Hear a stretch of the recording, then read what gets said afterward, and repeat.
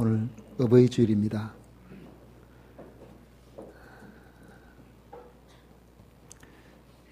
매번 어버이 주일이 되면 가슴이 먹먹해집니다. 지난 삶을 돌아보게 되고 뭔가 부모님께 잘 못해드린 것들이 생각이 많이 납니다.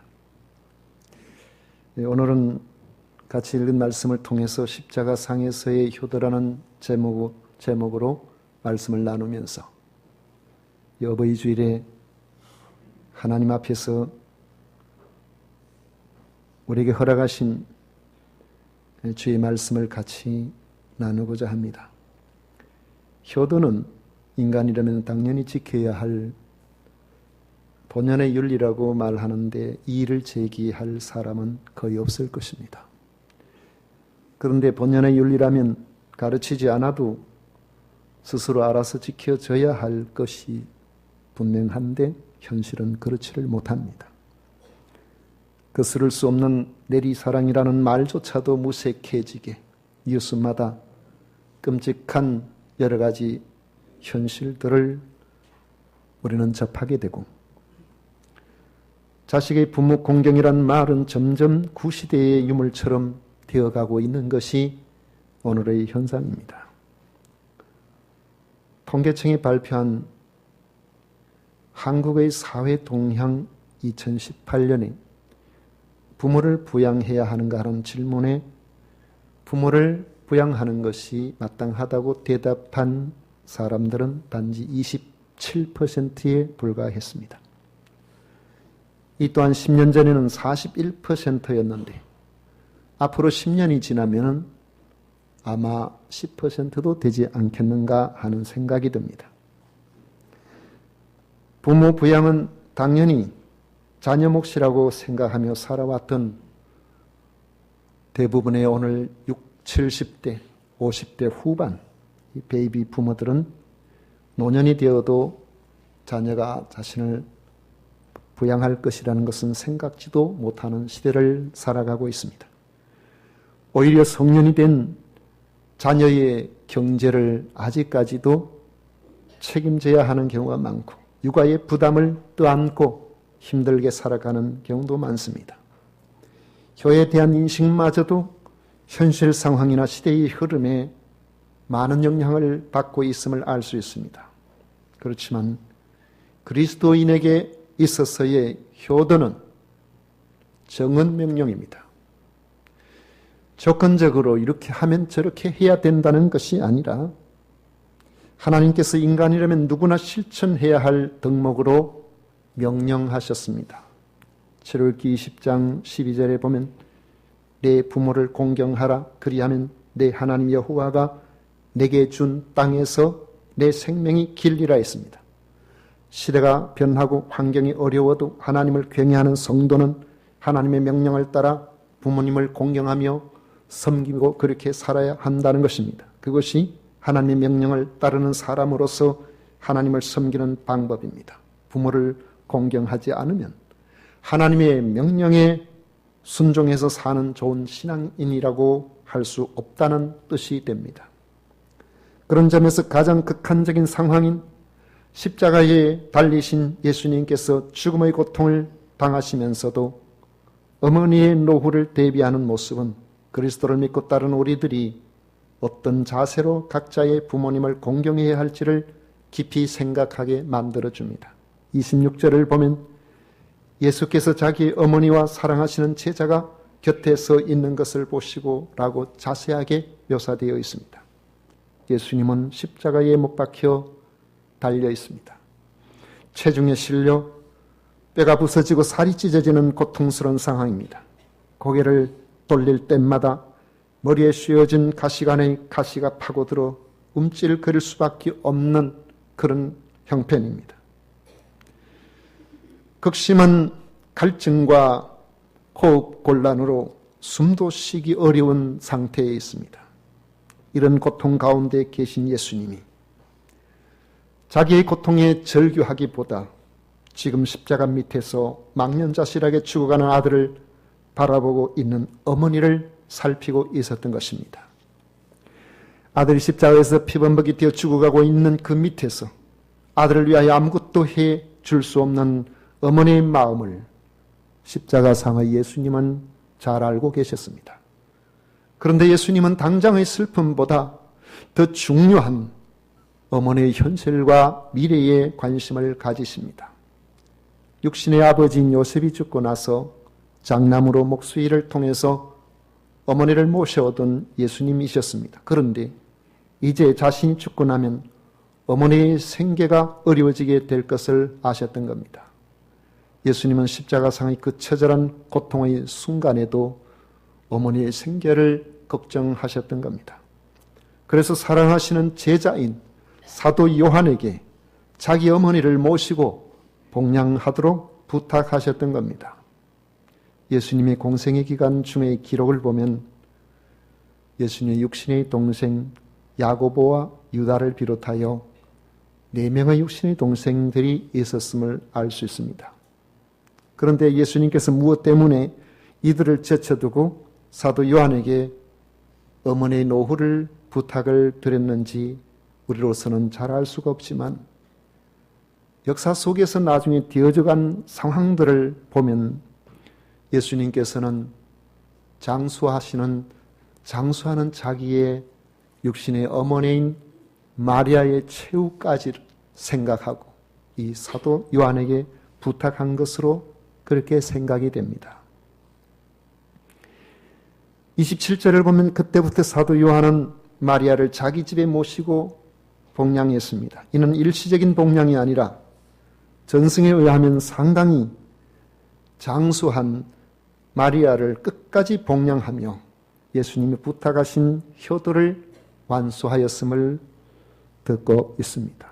요한복음 21장에 보면 갈릴리 바닷가에서 부활하신 예수님께서 제자들과 죄하시고 주님은 베드로의 순교를 예고하시는 그런 장면이 나옵니다. 베드로가 사도 요한을 자기는 순교하게 되겠지만 옆에 있는 사도 요한은 어떻게 되겠는지 궁금하여 예수님께 여쭤볼 때에 주님께서 말씀하셨습니다. 내가 올 때까지 그를 머물게 하고자 할지라도 내게 무슨 상관이냐. 실제로 사도 요한은 다른 제자들과 같이 순교를 당하지 않고 상당히 오래 살다가 자연스럽게 삶을 마감하게 됩니다. 아마도 다른 사명도 있지만은 주님께서 자기의 모친 마리아를 잘 복양하도록 하기 위해서 그에게 장수의 축복을 주신 것이 아닌가 그런 생각이 됩니다.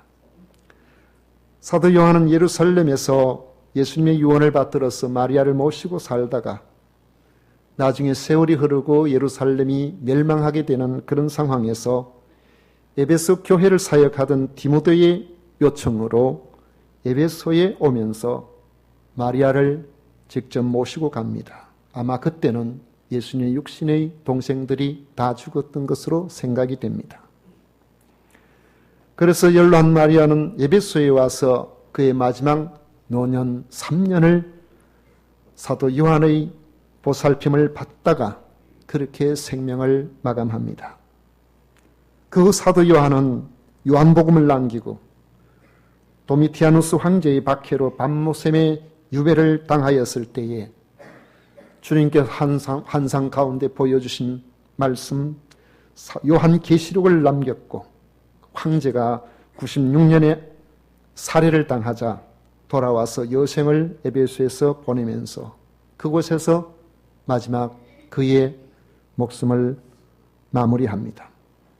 사도 요한은 주님의 부탁을 완수하였고 주님을 너무나 잘 아는 마리아를 자기의 어머니로 모시면서 예수님이 어떤 분이신지, 어떻게 태어났는지, 예수님에 관한 모든 것들을 자세하게 상세히 그렇게 들을 수 있는 기회가 있었을 것입니다. 그래서 마리아를 모시면서 예수님에 대한 더 깊은 영성으로 성령 충만하게 되어 참으로 귀하디 귀한 요한복음과 요한계시록을 남기게 되는 것입니다. 이처럼 예수님에게서 발견되는 효도는 추상적인 것이 아니라 매우 구체적이고 실제적입니다. 효의 출발점은 부모님의 형편을 헤아리는 마음에서 나옵니다. 보통 자녀들은 부모님에게 효도하려고 해도 나는 가진 것이 없어요. 환경이 좋지를 못합니다. 아직은 형편이 내 힘에 겨우니까 형편이 조금 더 나아지면 혹은 조금 더 큰 집으로 이사하면 장남이 있으니까 부모님은 도시 생활을 싫어하시니까 나는 너무 멀리 사니까 온갖 여러 가지 이야기들을 하면서 효도하지 못한다고 하는 경우가 많습니다.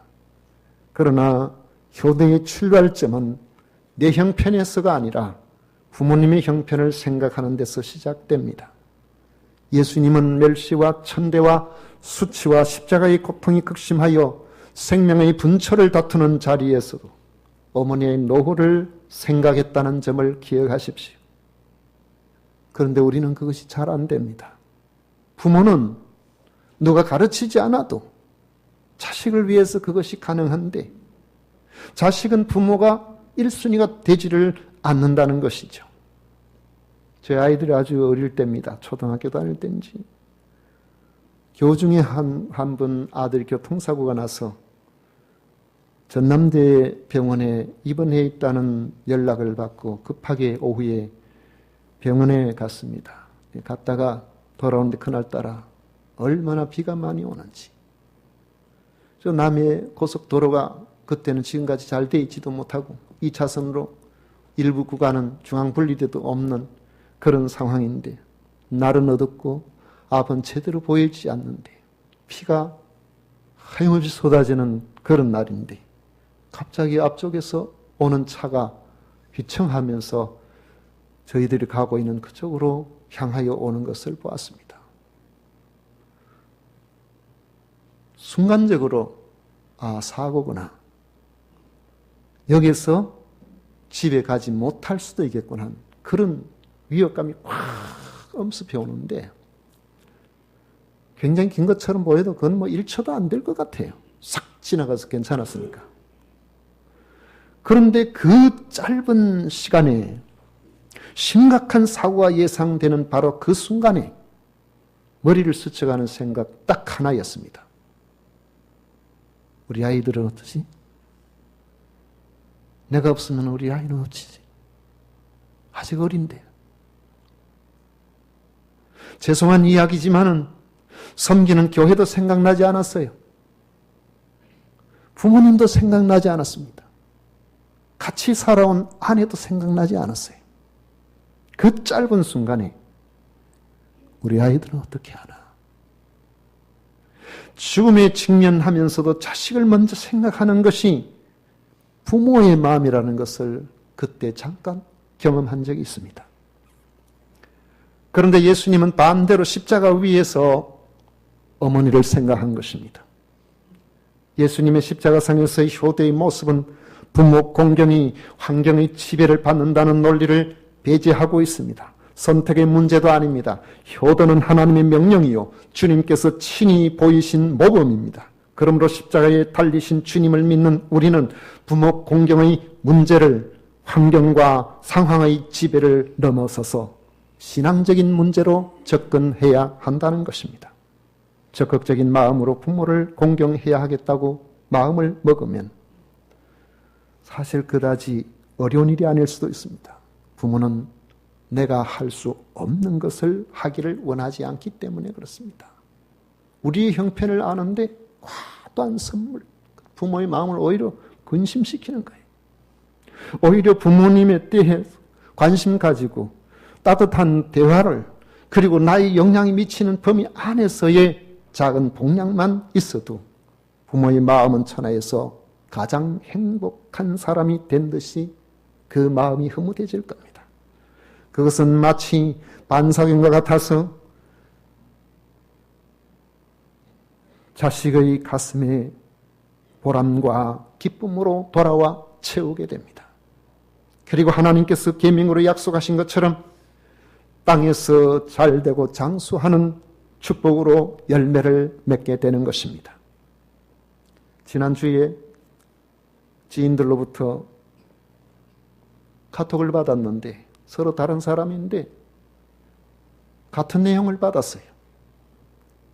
5월달 되면 어버이 주일 전후되면 돌아다니는 그런 내용. 여러분도 아마 많이 받아보셨을 겁니다. 제목은 어머니.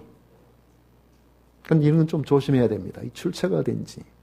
그래가지고 제가 살펴보니까 최근이 글이 아니고 2004년 11월 25일.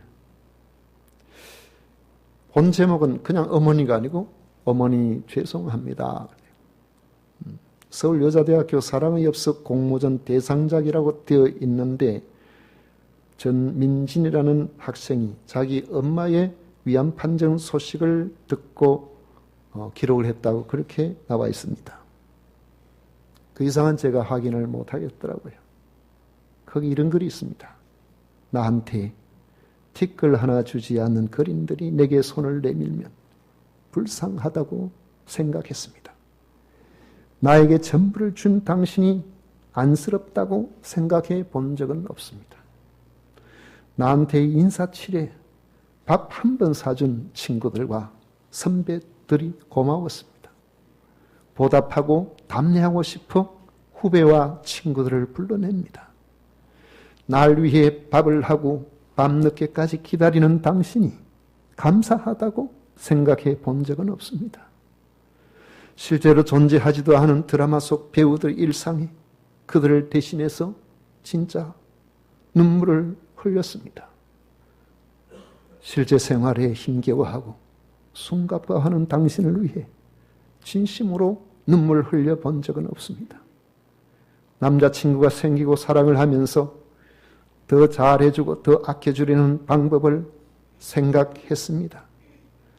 골방에 누워 아픈 당신 걱정은 제대로 해본 적이 없습니다.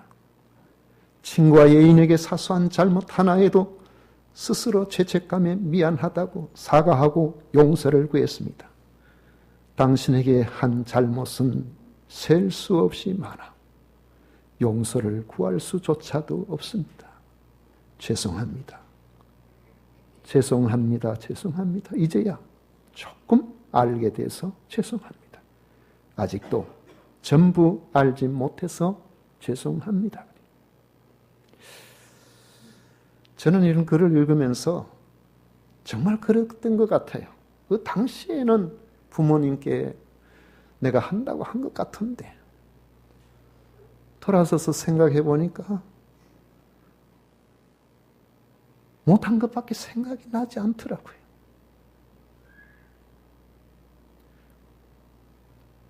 혈압이 높아서 늘 고생하셨는데 그것에 대해서 제가 깊이 있게 고민을 안 해봤던 것 같습니다. 그게 자식인 것 같아요.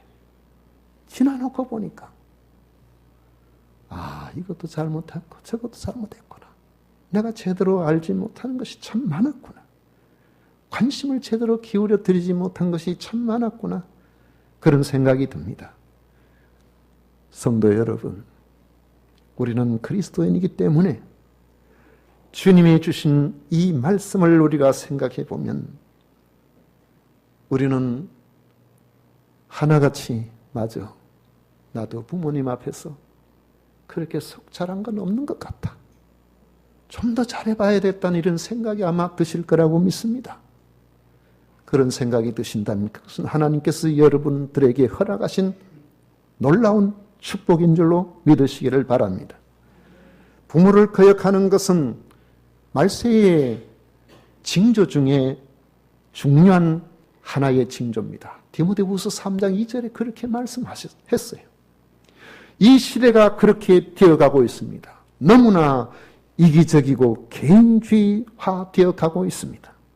부모 공경을 시대에 뒤떨어진 생각인 듯이 공공연하게 말하는 그런 시대가 되었습니다. 그래도 부모님께 잘 해드려야 된다는 그런 이야기를 하게 되면 인터넷상에서 완전히 공격의 강력한 대상이 되어버리는 그런 시대입니다. 하지만 이 사회가 어떻게 변하든지 우리 그리스도인은 생각을 달리해야 합니다. 부모에 대한 효도를 어떻게 해야 하는지 어머니 예수님께서 우리에게 본을 보여주셨고 말씀으로 명령해 주셨기 때문에 우리는 적극적으로 잘 감당해야 됩니다. 늙어가는 부모님에게 관심과 사랑을 가지시기를 바랍니다. 잦은 대화로 외롭지 않도록 해드리시기를 바랍니다. 부모님의 기쁨은 하나님의 기쁨이 될 것이고 부모의 자랑은 하나님의 자랑이 될 것입니다. 하나님께서 주시겠다고 약속하신 축복의 자리는 여러분들의 자리가 될 것입니다. 하나님께서 기뻐하시는 그러한 효성스러운 우리 모든 자녀들이 되시기를 주의 이름으로 부탁을 드립니다.